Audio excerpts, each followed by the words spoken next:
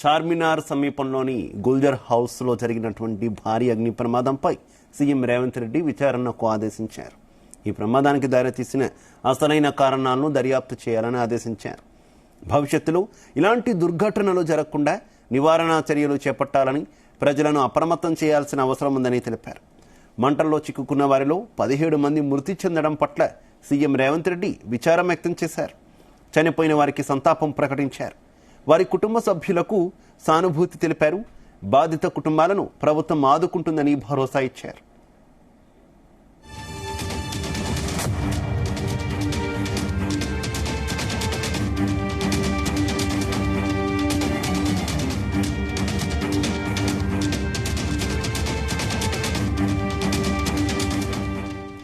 ప్రమాదం సమాచారం తెలిసిన వెంటనే స్పందించిన సీఎం అగ్నిమాపక శాఖ, పోలీసు అధికారులతో ఎప్పటికప్పుడు ఫోన్లో మాట్లాడి సహాయక చర్యలను పర్యవేక్షించారు. బాధితులకు మెరుగైన వైద్య సాయం అందించేందుకు అందుబాటులో ఉన్న మంత్రులు, అధికారులు వెంటనే ఘటనా స్థలానికి వెళ్లాలని సీఎం ఆదేశించారు.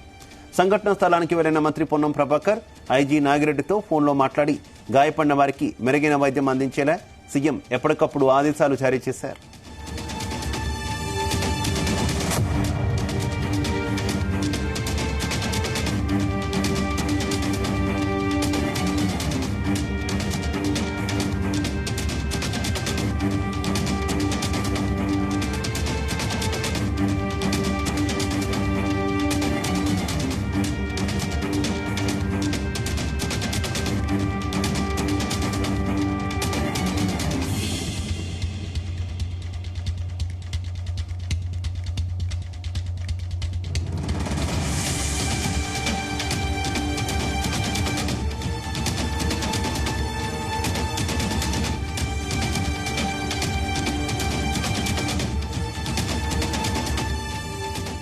బాధిత కుటుంబీకులతో సీఎం నేరుగా ఫోన్లో మాట్లాడారు. ప్రభుత్వం తరపున తప్పకుండా ఆదుకుంటామని వారికి భరోసా ఇచ్చారు.